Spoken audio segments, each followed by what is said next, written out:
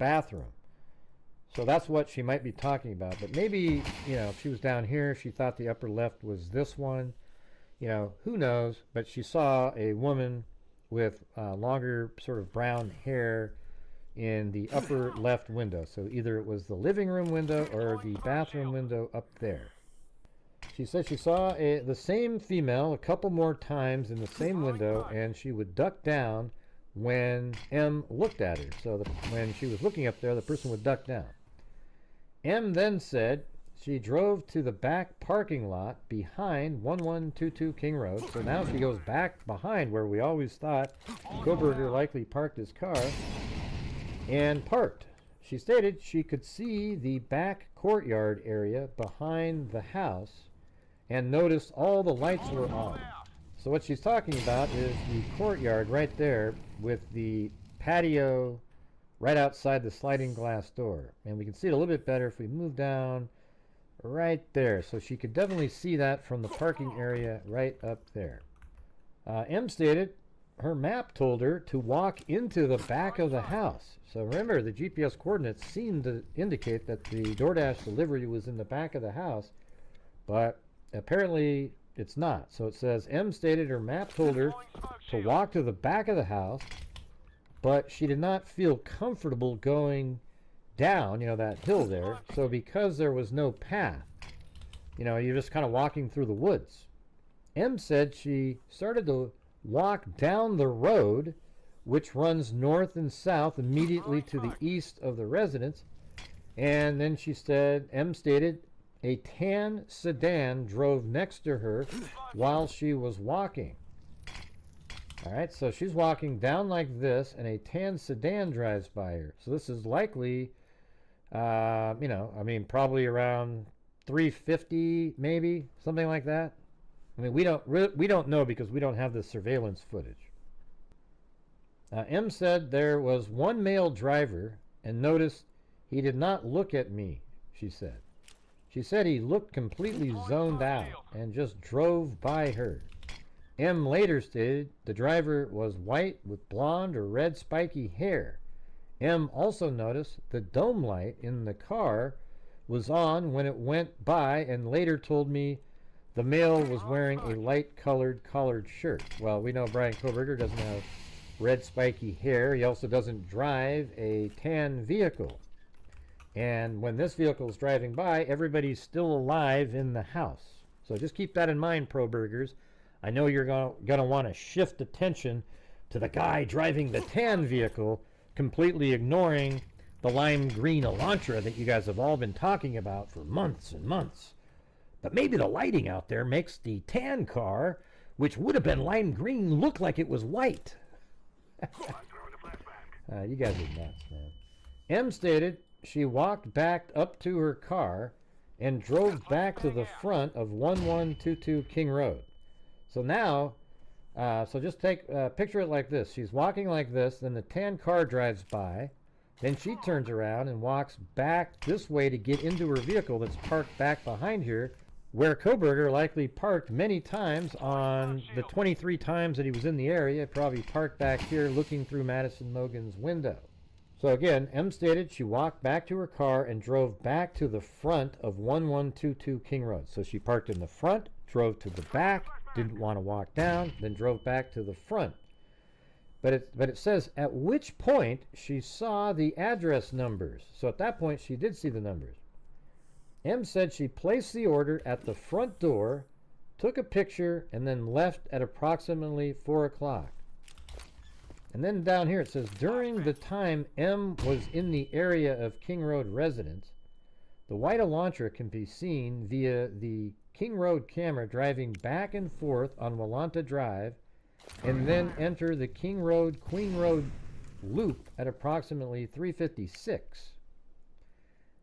At the point M pulled into the front parking lot before she dropped off the order off. Now this is exactly something that I suggested a while ago, that when Koberger was driving around, so if you look right here, he's driving behind 500 Queen Road. He pulls in at 3:56:24, and then at 3:56:55 he's traveling behind 500 Queen Road, and this is the time that the DoorDash driver pulled into the front parking lot.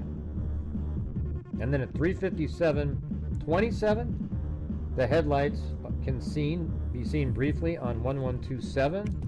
And then at 3:58:23, it's heading westbound on Queen Road. So what that means is at 3:57:27, the vehicle's coming around like this. And right now the DoorDash driver is already parked here. And this is one of the exact scenarios that we mentioned. Then he drives like this. And then this camera right here picks him up leaving at 3:58:23. So he likely did park for 15, 20 seconds or so, or drive really, really slowly around. And then he's already out of the area by like 3:58:50. And then at 3:59:04, he's driving south on Volanta Drive. And so the DoorDash driver being there really changed things. It's really quite astounding. So remember at 3:45 when I said that the DoorDash driver got there. Well, look at this. The headlights are seen north on Volanta Drive, and then they're next seen south on Volanta Drive. It never entered the complex, and that's 2 minutes later. So that means Kohberger, as he was driving north here, could see that there was a vehicle parked in front of the house right down here. So he drove by, and instead of pulling onto King Road here, he actually continued on. This is something we've talked about. And then parked right here perhaps, because he didn't go by over here. He pulled into here somewhere and then turned around. But this spot right here is amazing, because I actually went there with my 360-degree camera, and from this parking spot you can see this entire house right here. So maybe he pulled into there and was continuing to watch, and then he pulls out and he drove away again. All right, so look at that. Let's go back to the timeline is what I'm trying to get back to.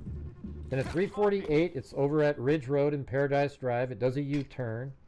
And then at 3:50, headlights are seen north on Volanta Drive again. And then look at right here, at 3:52:42, headlights are seen southbound on Volanta Drive. So it's heading northbound on Volanta Drive and then southbound again. It did not go into the complex again because, again, the DoorDash driver is sitting in there. So the DoorDash driver is sort of an unwitting hero in a way. I mean, absolutely created different movements and is actually responsible for Kohberger driving by the Ridge Road camera at approximately, I think it's 4:01, there it is, 4:01 and 30 seconds, where his front license plate is shown missing, and it's on a 2015, or I think a 2014 to 2016 Honda Elantra, or Hyundai Elantra. So isn't that interesting how it didn't go back into the complex when it would normally go in on every loop. This time it did not do that. Headlights are seen south and then north again, and then it's just each time it drove by until 3:56. So this was an interesting one here. Look at headlights are seen north on Volanta Drive, and then it goes into the complex at 3:56:24, which is 3 minutes just about. So that means on that pass, the vehicle drove by like this, and guess what? Oh man, this makes total sense. That's probably the time that she pulled back here and parked. Okay, so he drove over here, and he watched again, and he saw there's nobody in front of the house this time. So now the coast is clear, he thought. So then he pulls out right here, drives around, goes onto King Road at 3:56, and that's at 3:56:24, and then he turns east onto Queen. So what he does is he pulls in here, and then he drives around like this. Now while he's driving around, she backs up and drives around like this and pulls into the front here while he's coming around back here. And then his headlights hit the top of 1127 as he's turning. She's in that front parking lot. And then at 3:58:23, he has already left behind the front of the parking lot, because now he's passing 1112 King Road at 3:58:23. But I would say at 3:58:15, at the very earliest.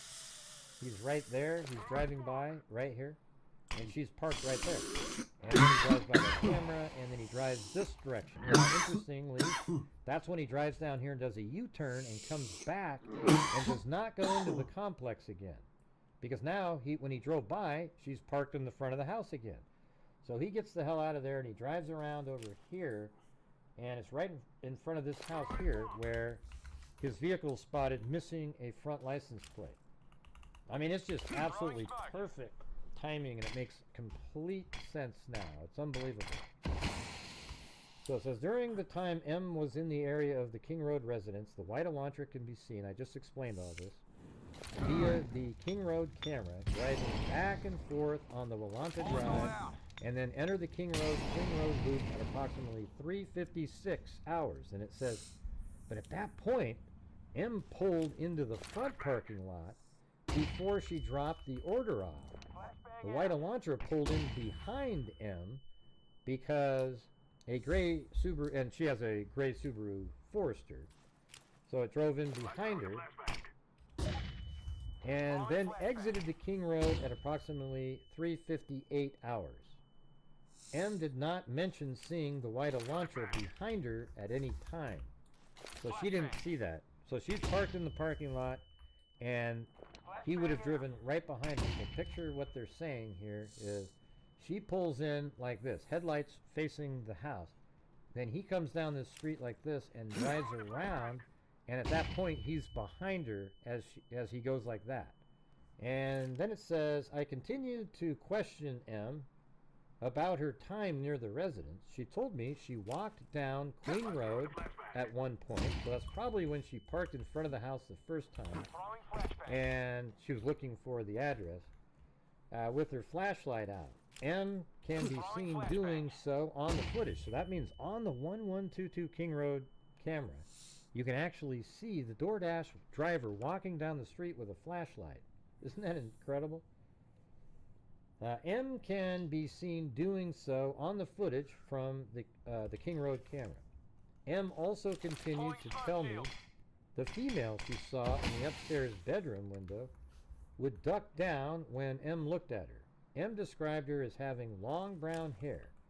M stated she could not identify the girl as one of the victims. Approximately 30 minutes into the interview, S.A. Skelton requested M take part in a cognitive interview. M agreed, and S.A. Skelton began the cognitive interview. During this interview, M confirmed much of the information she already told us.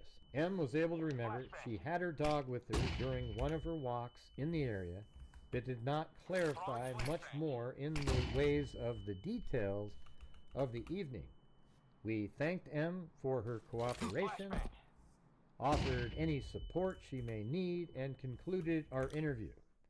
Subsequent investigation of video footage and cellular data showed the tan sedan M saw was likely a light-colored SUV which left the area. Moreover, it does not appear M saw the white Elantra at any point during her time near the residence. So she didn't see the Elantra as it pulled in behind her. Probably her attention was getting ready to deliver her order at the house. Now, one thing that's interesting is right around I think it's 3:51 over here. Let's see, 3:51. Dylan Mortensen creates a new contact on her phone. And 3:51, headlights are seen southbound on Willanta Drive at 3:51. And I'm not sure. I think one of these cars is that. I bet you that's the sedan. The sedan, because there's two cars in a row that go southbound. This explains that. This is something that's always bugged me.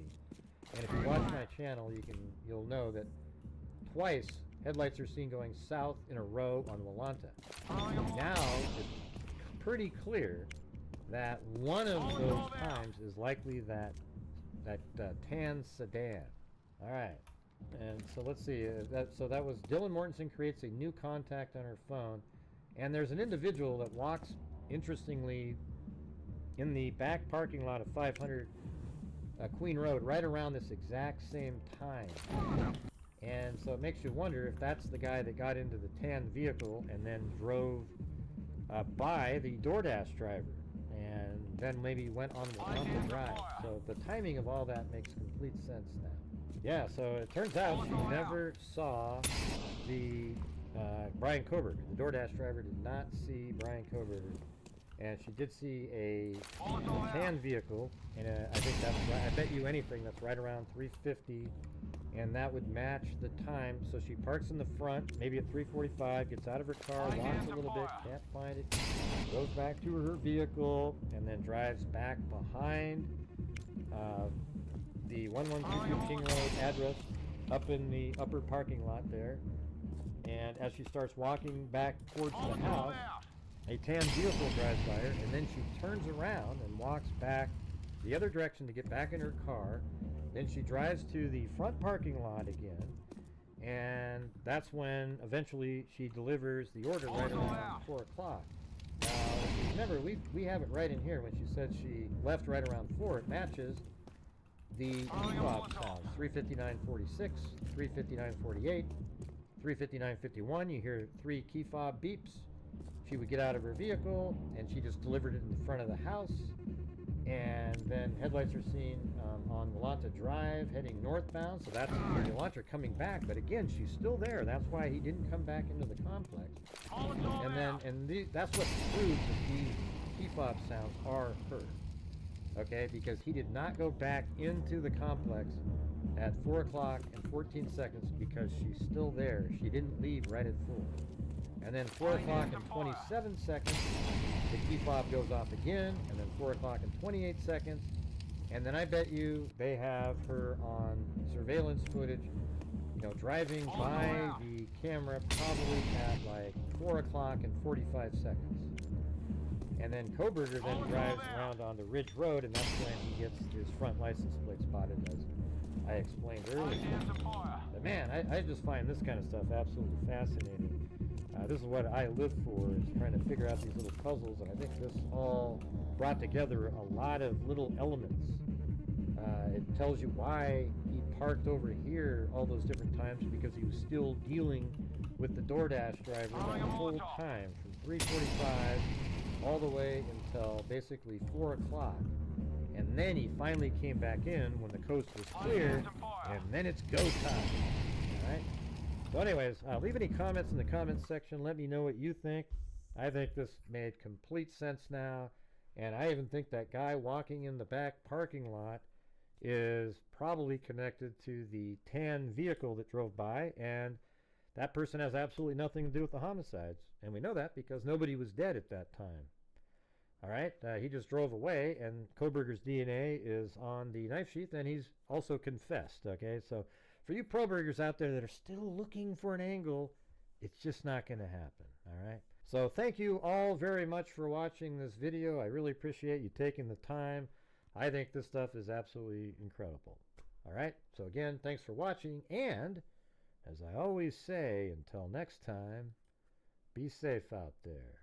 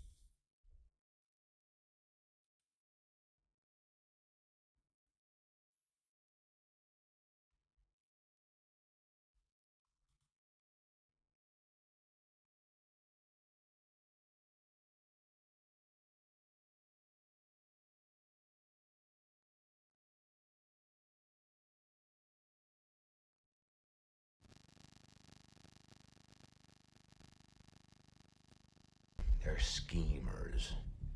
Schemers trying to control their little worlds. I'm not a schemer. When the chips are down, these civilized people, they'll eat each other.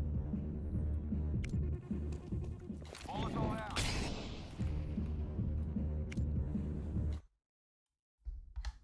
Thursday still, Thursday, and this is video two of two, as we are now in the aftermath of yesterday's Brian Koberger sentencing that saw him sentenced to 4 consecutive life sentences without the possibility of parole, and also 10 years for burglary. He also was forced to pay each of the families $5,000 and the state around $250,000.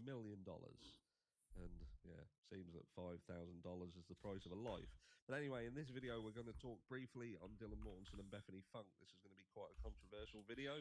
Just remember, if you don't agree, that's absolutely fine. Don't agree like an adult. If you have to don't agree like a child and just turn into an attack, then your comment will land much like some of the victim impact statements did yesterday, and they will just be deleted.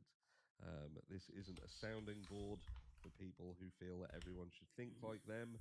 I'm not a sounding board for mainstream media. I'm not an echo chamber, and I'm certainly not a memorial page. So look, what am I going to sort? What am I going to say? First of all, we did not see Bethany Funk, which has been a little bit of an annoyance to me throughout this, because it would appear that Bethany Funk has been blocked at every hurdle. Now, maybe she just didn't want to be in that courtroom, which again I find strange. I find very strange, because it would even appear on the night that, you know, they were happy to be in that house. You know, Dylan Mortensen had told Bethany Funk the things that she had seen and heard. And, you know, she said, come down here, spend some time with me. And the two of them were up for hours. You know, they were up for hours on their phones, talking to one another, texting, looking for jobs, and all sorts of things. And look, it would later be stated that Bethany Funk potentially had exculpatory evidence. There was things that she potentially saw and heard that were unique to her and her experience on the evening. But as soon as that become sort of wider knowledge, she was hidden. She was blocked from speaking to her, and she became seemingly protected. And yeah, yesterday someone spoke on her behalf. Someone spoke on her behalf. But look, she didn't walk into that courtroom. It annoys me. It annoys me because I just feel that, even out of respect, you know, the other one did. Dylan Mortensen, she walked into the courtroom. We'll talk on that in a second, because maybe there's clues in all this, in how she walked into the courtroom and what she said, that gives you a bigger insight into the problem here. And again, this is going to be quite controversial, and it is something that I have touched on. But again, with respect of, you know, Bethany Funk, I just find that it's I would have liked to have seen her in there. I would have liked to have seen her in there, and perhaps we'll never, ever, ever get to see anything more from her in terms of, was there any exculpatory evidence? Was that something that was made up? Who knows? It's just one of the lingering questions that you feel that should have been answered. There should have been a trial. There should have been a trial, and these people, these two girls, should have been brought in to face some questions and face some hard questions that I feel exist. But anyway, let's leave that, because there isn't a lot to say about it. Bethany Funk. Who knows? Right. Dylan Mortensen walks into the courtroom. And she is incredibly, incredibly upset. Incredibly upset.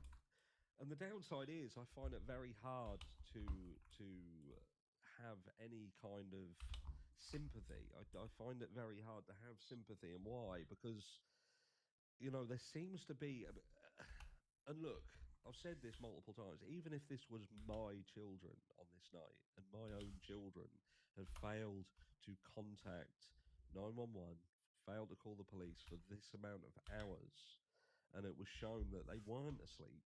They weren't asleep. They were awake. They were awake, and they not only were they awake, they were on their phones. They were literally on the phones. And not only are we now saying that they weren't asleep, they were actually on their phones, but in addition to that, they saw someone in their home and they saw one of their friends laying on the floor in the doorway of their bedroom. But they still failed to reach out for help to law enforcement. It's something that I can't consolidate. It's something that I can't make sense of unless. And again, I think that there was a massive clue in it yesterday. You know, Dylan Mortensen walked in there and she was very upset. But her statement became much about her. It was the me show. It was how you have affected me, how this has affected me. I can't do this. I can't do that. I now have to do this. Me. I hate to tell you, but you are one of the luckiest motherfuckers that has ever lived. We're talking about, and if we just look at the bare bones of it without any of the intricacies of it, nothing at all intricate. Let's just look at it from what it is, and that is that, okay, Brian Coburg walks into this home, absolutely no fucking connection whatsoever. Nothing that we can see. So there's no backstory, there's nothing that seemingly forms a connection with anyone in particular, not to the house or anything. So he randomly then walks into this house, finds that the door is unlocked and walks into this house. He walks past your bedroom door to go up to another level where he then executes two people brutally, absolutely brutally. He then comes back down, goes past your door again, goes to another one and executes two more people. Again, absolutely brutally. And then after that, he then literally comes face to face with you, standing not much more than 3 feet, the depth of a sofa, a couch, literally that sort of distance away, where you're staring at each other near enough in the eyes, enough for you to say that they've got bushy eyebrows. That's that, and you live to tell the tale. And this person walks out. Look, I'm not saying that I want to impact someone, but at the end of the day, the reality of it is how lucky you are, how lucky you are to be here, and how unlucky the rest of the people in that house who lost their lives was. But you used the opportunity in court yesterday to still make it all about how you was affected. And I think the issue is here is that youngsters today, the teens of today, and I see it in my own children. I have to say it. It is what it is. I'm just being brutally honest, and that is that they have an absolute lack of care, a lack of empathy for one another. They do not care. They're not like we were. It was no longer about you go out together, you come back together. We look after one another. We have each other's backs. You have the illusion of it. They act like they do.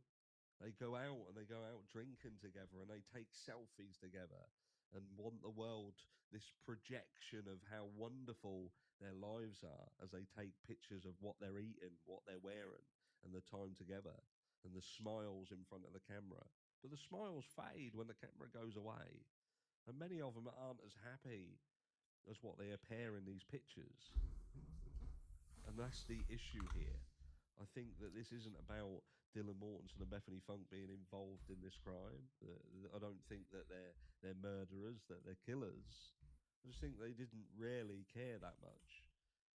Even on the night that this happened, this was about self-preservation and what was the way that they thought that they could self-preserve, and that was to shut themselves in a room and be as quiet as physically possible, despite seeing someone literally in the house, seeing somebody who's supposed to be their friend laying on the floor, and just leave them alone.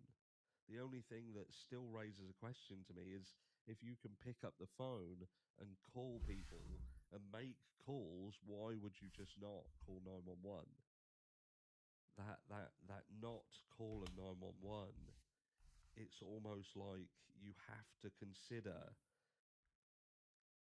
Well, yeah, I can't even say it because it still doesn't make sense. And however much I try and consolidate it, I can't consolidate it. And I'm trying to make an excuse. The statement, I think it was Hitler who said it, is that these were just kids being kids. And maybe he was right. And that isn't a good thing. That is a bad thing. Because kids being kids now seems to be very, very different than kids being kids when I was young, where we would have had each other's backs. We would have made sure to check on our friend who we saw laying on the floor. We would have called 911 if we felt that there was some risk in a home. It just doesn't seem to be that care anymore. It is all about being selfish and looking after number one. And again, I just feel that we had a glimpse into someone who was being raw and honest. She walked into the courtroom. Yes, she was upset and she was sad, but it was all about her. And maybe that's not even her fault. Maybe that is literally just what the kids of today are like. And don't get me wrong, there are exceptions. There are exceptions to the rule. I'm talking on the grander scheme of things, that's the kids that are being raised as governments and systems systematically remove the parent from the child's life to make it look like this is a battle between the kid. You don't need your parents. The parents are wrong. You need to be able to do what you want. You're breaking that family apart because that's what it is. That's what's happening out there. That's why we're seeing the issues that we're seeing, as the powers that be try to weasel their way in and break up the family unit. And what do? We have kids that don't respect their parents anymore. They don't fear their parents. The ramifications of doing what they shouldn't do. They don't care. They just